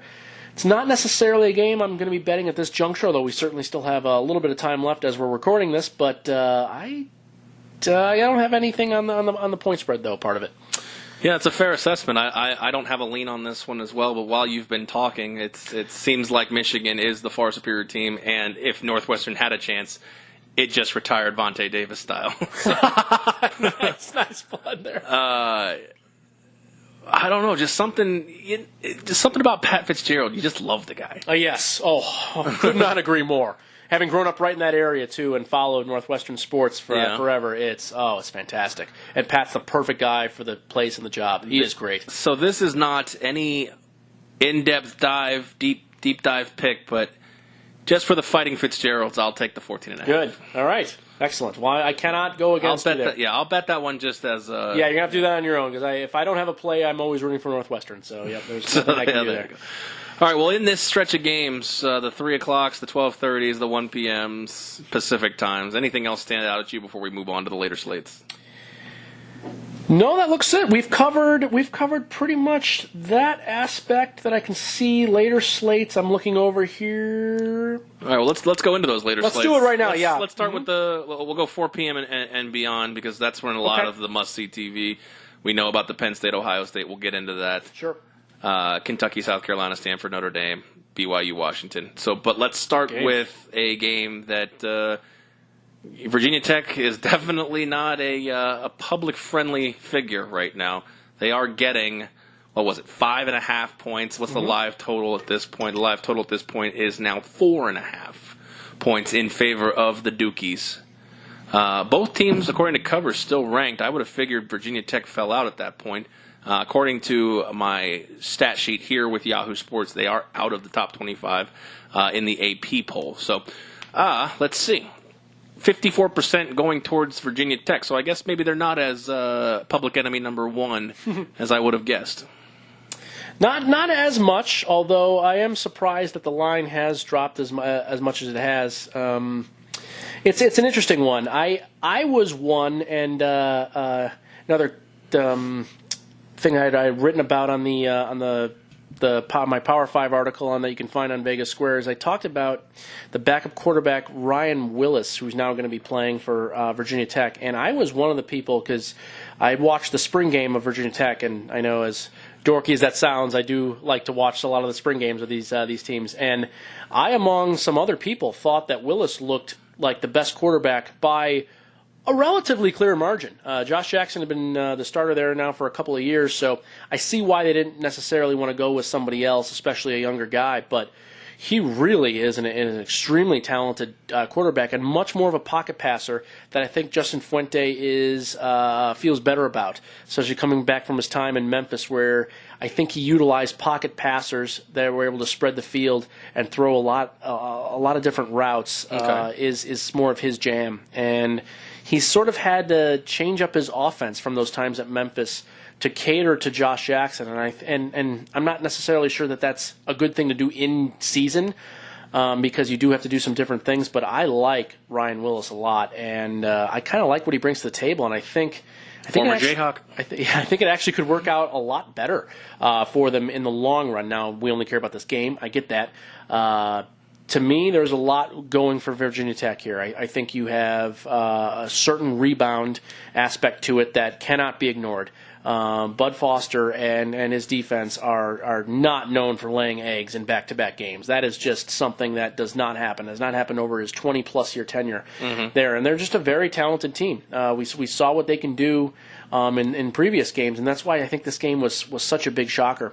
On the other side, Duke is also playing a backup quarterback, although their starting quarterback might be coming back. I actually might see some time this week from what I heard, even though he broke his collarbone 3 weeks ago, which seems like a quick recovery. But he might actually be coming in this week later on. But if he doesn't play, their backup quarterback Quentin Harris has been subpar to say the least. They're winning in spite of him.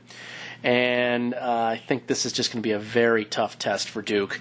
I really like Virginia Tech in this game. And this will absolutely be one of the plays where we're letting it go, and we're going to be taking the points on the road.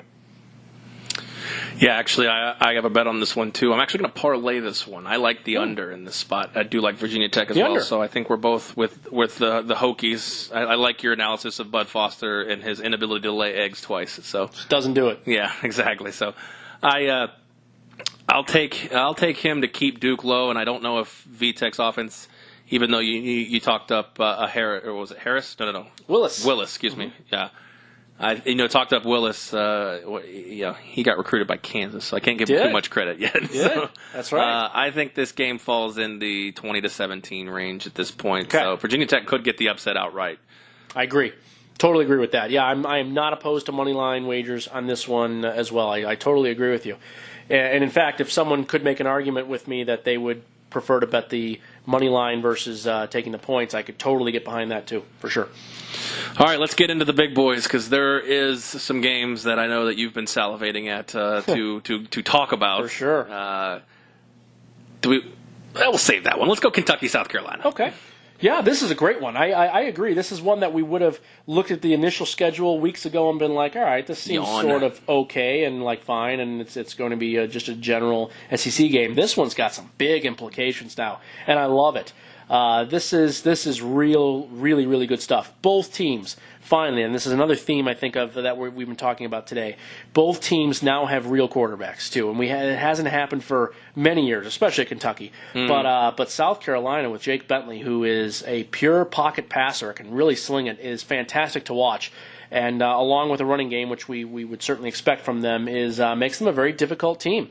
And it's a fun team to watch, too. I didn't take a lot negatively like some people did with their big loss to Georgia at home. Okay. Georgia is a really strong team, as we know, and while it was at home, you're going to get pounded by a team like Georgia sometimes. If they play really well, there's not a whole lot you can do against Georgia because they're just that much better, and they weren't able to do enough, and the game was close for a while, but they ended up getting blown out pretty badly late. But this is a different aspect, and they rebounded beautifully against Vanderbilt, an underrated and good quality Vanderbilt team, and they look great last week. So I see more of the same here.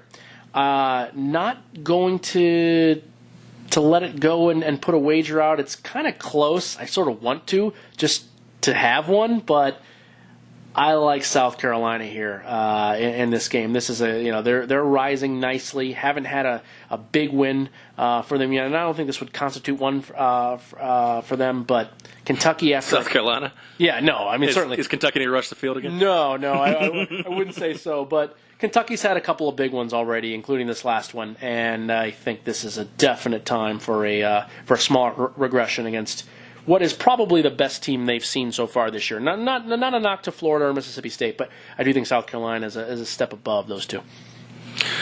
Fair enough. I mean, based on that analysis, I mean, you would say that South Carolina is better than Florida. Kentucky's able to beat Florida. Mm-hmm. But you like South Carolina. I do. I like the way the game sets up too. I like how Kentucky just had a big win and overreacted to it, and I like how well South Carolina played against Vanderbilt. I was very surprised how strong and dominant South Carolina was in that game. I mean, Vanderbilt has been a strong team now for a few years, and they've kept a lot of games close that nobody's expected. I just feel like this is a good spot for South Carolina. They're really playing well right now, and they've gotten past the Georgia loss. And to me, they're just a better team on the field in pretty much all aspects. And I like them going forward. They also have some veteran play under with a quarterback. Terry Wilson, the quarterback for Kentucky, is still a new player. It's still a first-time starter. And while he's been great and he's played very well, nothing against him, as the season goes on, I like to have experience, and you get some experience with Bentley, and you're not going to get it with Wilson. Yep, exactly. Yeah, I just fucking with you. I'm on South Carolina as well. Fair enough. But yeah, I like South Carolina. Great game, though. This could be a barn burner. Oh, great game. Looking forward to it. All right, Stanford, Notre Dame. An interesting game. I thought that when I saw the line come out, I was a little baffled by it. I think Notre Dame's been very roller coastery, and I think Stanford is very one-dimensional, but when Notre Dame at home, I like them very strong. I thought this line would be bigger. Seems like a tough game to handicap. I'm not terribly shocked it is as low as it is, but I see why you're saying what you're saying. Again, I'm like you. I don't put a lot of stock into that sort of egg they laid against Ball State a couple of weeks ago. I think that was just post euphoria over Michigan, and it's just I don't put a lot of stock into that. I admit that I expect it to be about 7 or a little bit higher than that. But it's such a tough game to handicap. And Stanford's great running back, Bryce Love, has not had a great season yet. And it's not really, you can't even attribute that to poor offensive line play or anything else. He's taking some bad angles. He's gone in for some bad holes, and he's actually not played all that well in a lot of large chunks of games this year. So I just, how long can that go on, though, too? I mean, I watched him play last year, and it was like a completely different player. Mm-hmm. He was always making the right decision. He was careful with the ball. He didn't give up the ball near as much. He's already fumbled. I think he's fumbled twice, only lost one, but still 2 fumbles this early in the season. It's surprising to me, and I don't expect it to keep going. I think he's that talented of a player where he's going to find his rhythm and be great again. So when does that happen? Who really knows? Weird game and a very tough game. I wish I had a play. I wish I felt strongly in a spot here, but I don't. I can tell you for one thing, I'll be rooting for. I'm not a big Notre Dame guy, so I will be rooting for Stanford in this one. But no horse in the race though for me. Yeah, what do you make of Wimbush getting benched? Obviously, it paid dividends. Sure. Yeah, it's easy to say, well, look at what happened with the results. But I think you're asking it in the aspect of maybe there is more layers to it. Yeah, this is stage maybe too big for Book. I think that's a great comment. I absolutely agree. And I knew, this is one of the other things I knew very little about Ian Book coming into the second or third week when it was starting to get mentioned that he was going to be playing a lot more. Then I took a look into him, and not a very highly recruited guy, a little bit under the radar, but clearly the talent on the field and how well they played last week against a pretty good Wake Forest team was impressive. But as you said, this is a different stage. This is now a home game, and you're playing against a legit big-time team. This is 10th best scoring defense in the FBS. Yeah, exactly. So this is... I'm with you. I think that we may not see the same. He was able to really let it go and play very loose and very free. But can you do that on a stage like this at home when a powerhouse comes in? And I'm not sure. I'm not sure that question has been answered yet. There's a lot of combinations here. Like you said, yeah. Stanford's defense is good. Notre Dame 1-6 under Kelly against the Cardinal. Shaw 5-2 against Notre Dame. You got Book, you got the unknown. Yes, he played well against Wake Forest. What does that mean? You got Bryce Love, who's just waiting to break out of the gate. I'm sure this is just as frustrating for him as it's got to be. You got the public who's not crazy in love with what Stanford had to do to come back against Oregon. Right. So the line opened up 3.5. It's jumped to 5.5. I thought it would be a bigger line, and all these things. But Stanford is probably the better team, and I don't know if going on the road really will affect them. Look what they did in an Outson Stadium. So yeah, I think they keep rolling. I think 24-21 in that spot. I'll take them up. I'll take them to beat Notre Dame in South Bend. So we're moneylining this bad boy then? I am moneylining this bad boy. Beautiful. Good.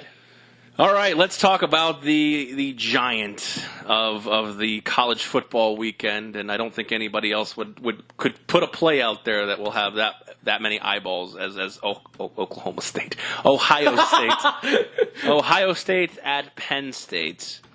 Penn State is they're another roller coaster team. Maybe not as much as a team like Notre Dame, but at the same time, without the fourth quarter, they played maybe down to Lovie Smith's Fighting Illini. They sure did, and that's what we expected. And unfortunately, the fourth quarter did us in, as it does from time to time. You got to take the good ones with the bad ones, as we know as sports bettors. It's not always. If we roll 100%, it'd be yeah, it wouldn't be fun. Rainbow, it'd be fun. 100%, really? Hitting every bet? Being rich? Every single bet. Oh, well, okay, the monetary aspect of it. I'm sorry. I was just talking about the Find mental me aspect. Someone not named Tony Johnson that loves hitting it doesn't love hitting every single bet. I love the competition. I like grinding the lines, and I like beating these guys that set them. To me, that is the epitome of what makes. So why this do you great. wager money on it then, Tony? Because we keep a scoreboard and a scorecard in some way. We have to have a scorecard. And I've also decided, and I will say I'm thankful to a few friends and other relatives that have kind of pushed me to this direction, that if you're going to spend this much time doing it and trying to be great at it, you might as well make it worthwhile for yourself. Because if you're spending time doing this, then you're not spending time doing something else. It's profitable for you. Exactly. So those two reasons are the reasons why I bet on it. But if money didn't matter or what have you, or if I was independently wealthy or something, I may not bet on the games, or it wouldn't necessarily matter to me. But I love just trying to beat the book and beat the line. We're going way off tangent here, and I understand that. I get it. But this is... But, somebody has to know, because, yes, we are recreational gamblers. At least I have self-proclaimed that. I Sure. have fun, put money on the games, watch the games. I have a hard time watching games without a little something, even if it's $2 to $5. Right. But someone who comes in with this much information and this much knowledge, it's nice to know that you take your stuff to the window when you're landed here on the podcast. For sure. Oh, absolutely. And I will always be upfront, both on the podcast and in the articles on VegasSquares.com, that I will always let you know what I'm betting on, what I'm not, what I'm confident in. And I think it's important, and it's great to share the knowledge too. It's another thing that I like. Almost a third point to this is it's fun to be able to share it and utilize other people and try to beat these guys. I mean, and nothing against the big companies that are running these sportsbooks, but it's fun to get together as people and do our best to beat them. So absolutely, I'm always 100% behind that. Well, speaking of beating them, it's hard to do that to either of these teams this year, and but there are some question marks. Bosa's out. How big is that? Oh, big, and in one word, really big. It was not That's talked 2 about. words. Okay, yeah. Nice. Wasn't talked about that much because they played Tulane last week, but it's probably the biggest loss a team could have on defense out of all 130 FBS teams. He's that good and that much of a game changer. So thankfully, Ohio State's pretty deep at that position. That's one of the positions they're deepest at. They can probably go 3 or 4 deep in the NFL at defensive end when all is said and done. I mean, there's some freshmen that aren't playing right now, but they look to be that talented going forward. But a lot of guys that weren't necessarily going to play a lot are. So I do think it matters, and it's going to matter more in a game like this than in a game like Tulane, where they don't need a big time pass rush. But it's a big deal here. This is the best passing quarterback they're going to see all year. So it's a huge deal. Well, you speak of quarterbacks, and it comes down to Haskins versus McSorley. Oh, can you go wrong? Two good options. Yes, both good running quarterbacks, both good passing quarterbacks. McSorley's accuracy may be a little bit lacking, but he has the ability to move this team down the field, and he can definitely do it with his legs. I believe he's got 5.7 yards per carry and 6 touchdowns. Who do you lean with? I know you said you can't go wrong, but you got to pick one. Between the two quarterbacks? Yeah. I'm going to this specific game, because of who they have around them, I'm definitely going to go with Haskins. I think Haskins has the better team around him and has a much better line in front of him. And in regards to being a great college quarterback, I think Trace McSorley epitomizes what is a great college quarterback. As you said, he's not the most accurate, he doesn't have the biggest arm, but he's tough, he's gritty, he's intense, and he rises to the occasion when you need him. Like at any time in the second half or towards the tail end of the first half when they need to make a big play to get into the field goal range or something like that, he gets there almost every. I've almost yet to see him fail in these instances, and it's fantastic to watch. He's done this without the most talent around him too. At times at receiver, certainly having Saquon Barkley the last couple of years was a huge benefit. But his receiving core has not been the best overall, and he just makes guys great around him. So I would say overall, I'm a huge fan of McSorley as a college quarterback. But in this game, there's a reason why Haskins' numbers are crazy off the hook. And while his talent and while he's a great player, he's got a lot of help around him. No doubt. Home team, 4-1 against the spread last 5 meetings. Obviously favors Happy Valley and the Nittany Lions. Anything kind of jump out at you? 33-16-3 against the spread last 52 games following strip. That's some good. I saw that one too. Actually, that's some good numbers. It is. It's a little bit scary because I'm going to be on the other side. But I saw that one too, and I was shocked that you could come up with a 52-game spread and have a 33-16 and one or whatever it was. Like, that was surprising to me, even seeing that number. But well, here's a better one for you that might support your claim. 36-16-1 against the spread for the Ohio State Buckeyes last 53 games versus a team with a winning record. Wow. Yeah, I mean, I think that speaks a lot to the fact that they play teams that look good and have winning records, but they really are that much worse talent-wise than Ohio State is, especially the last 2 or 3 years. Now, I guess that those numbers go back way more than 2 or 3 years, but it's just this team is so deep and so talent-laden that they can recover from an injury like they've had, and they can do things that other teams can't because they just have more players and more ability to do so. And then added to the fact that they have a really good head coach who, we won't get into all the other aspects of Urban Meyer, but he's a really good planner mostly than anything else. But in-game, he's improved a lot. I think even from the Florida days, he's gotten a lot better in-game coaching. He's been in a lot of bad spots over the last 2 or 3 years in some Ohio State games where they've come out ahead, and he's made some really good decisions, especially offensively. They've ran the ball a lot more and taken a lot less risk, which I think bodes well. They just don't have to. They don't have to take a lot of risk, and so he hasn't. And in this one, I think it's honestly, I know it sounds weird. I think it very well may be more of the same. I can't see how Penn State is able to stop Ohio State. I'm pretty confident that TCU is a significantly better defense than Penn State is.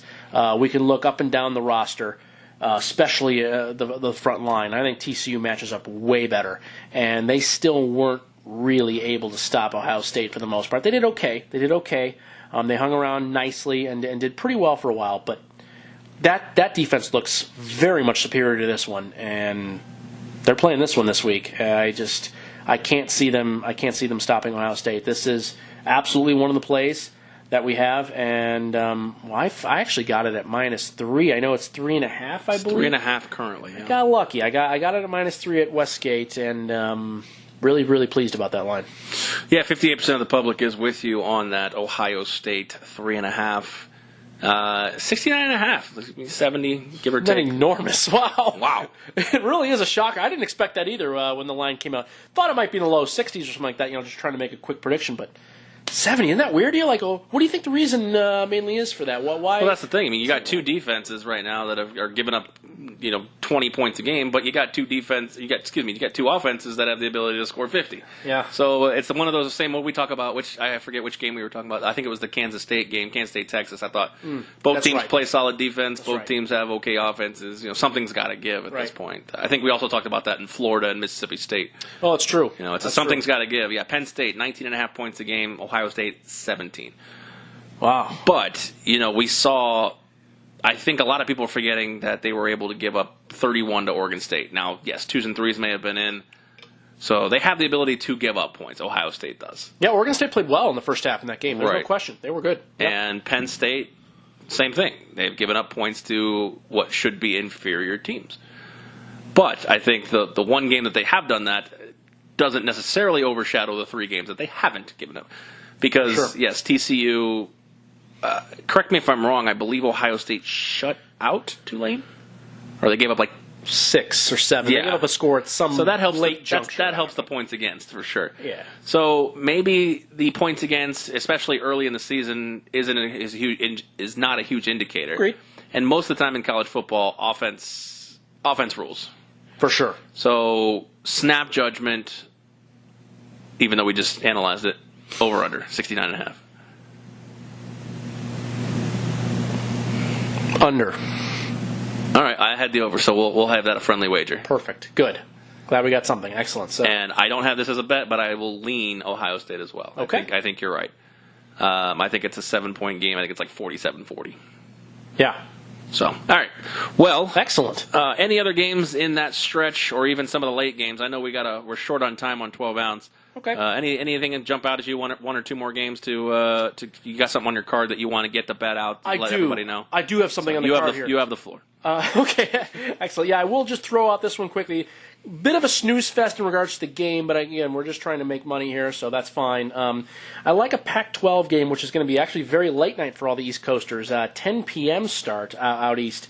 Oregon State traveling to Arizona State, which I don't think anyone out east cares or really is all that excited about, but Oregon State picking up 22 points in this spot, and we just piggybacked on the last point where they played well against Ohio State in the first half, and that was not it wasn't like it was gadgety or anything weird. I mean, they actually took it to Ohio State and had 2 long drives and scored touchdowns and looked like an efficient offense. And they can look like that. They've had a lot of injuries this year. They're finally getting their quarterback back fully healthy. I think he's not even on the injury report.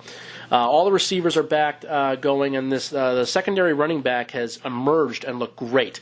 Best running back is still out, but the secondary guy, Jefferson, has looked excellent. So I like what Oregon State's doing offensively, and defensively, they had a rough second half against Arizona last week, but it was rough in the sense that I think it was more quality of Arizona offense and great play calling than them actually doing anything wrong defensively. They didn't really get out of position. They didn't tackle really poorly. Just Arizona called some great plays, and they got some incredibly good play from Khalil Tate, which we've been looking for a few weeks now. Yeah. And he did it, and he's a great player, so great players are going to do that to you.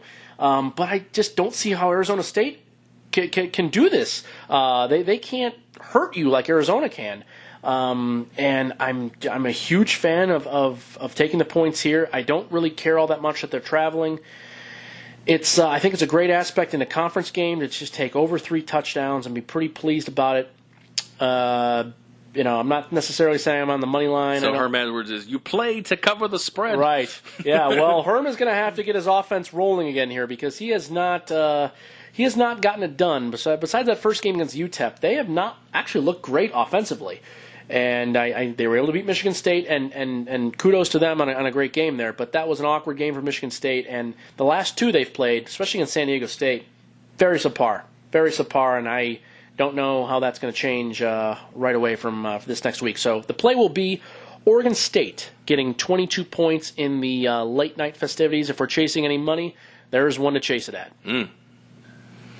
Anything else on that docket? That is my final game on my docket. I had nothing else. I mean, there's a few other games that are going to be entertaining to watch, but no other plays from me. So fair enough. How many TVs you got in your setup? Well, I thankfully living out here, we get to watch it at the sports book, so I'm that's where you'll be. Relatively unlimited. Yeah, that's true. You can find me at one of these stations, casinos, watching all the TVs ahead, and then usually 2 of the personal TVs right by me. So you're a Red Rock kind of guy? I am Santa Fe Station now, since I'm living closer out here, but I was Green Valley Ranch before. I like the setup a lot. I like Santa Fe. It's a lot more low key, I think, of the stations. And huge fan. I didn't really actually not too far from the studio here. So it's fan. Yeah, anytime if you're from abroad here or other parts of the country, you come out and visit Las Vegas, make sure you go and see some of the other spots outside of the Strip and outside of downtown. There's really, the sports books are second to none off the Strip, and I highly recommend being there versus some of the other on-strip ones, even during the NFL time, because it can get really rough finding a seat and getting in a good spot. Finding a seat, getting drinks. They're very, some of the very stingy. Yeah, very stingy with the drinks. Here, you can you make a $20 bet, you ask for a drink and ticket, they'll basically give it to you off the Strip, and it's comfortable. The service is good.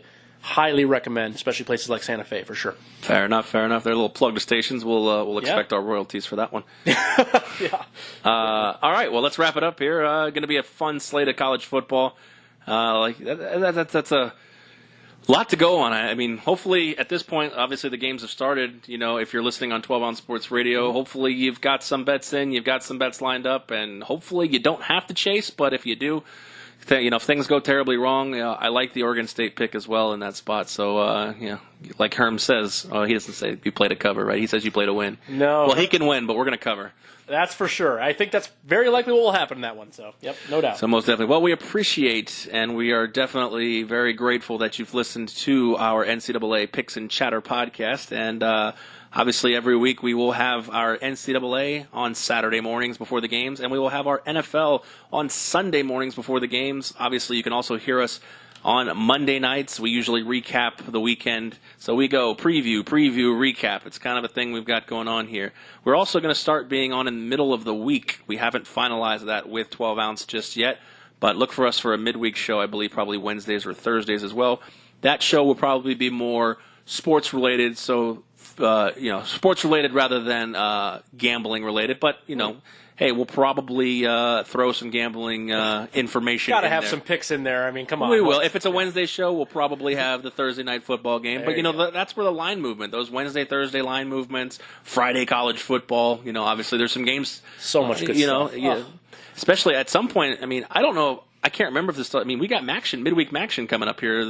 Couple of weeks away. That we're going to get some So- Tuesday and Wednesday games, and I will say that those games have a soft place in my heart. I do like the non-Power 5 games and for mostly betting aspects, and those MAC games are they're a treat. Midweek Maction. I remember that. Great.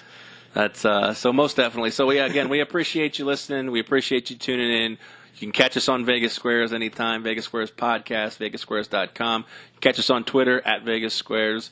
You catch Tony Johnson; his articles are up. You can catch those every week. He tries to get you as much money as he's trying to get himself. So everything he has given you, he's going to the window with as well. Hopefully, we're not lighting it on fire. So we appreciate it again, listening, tuning in, being a part of the show, tweeting at us. And we will catch you. We'll see you tomorrow if you're listening on 12 on Sports Radio for the NFL picks. And if you're just listening to the podcast, we'll catch you on the next one.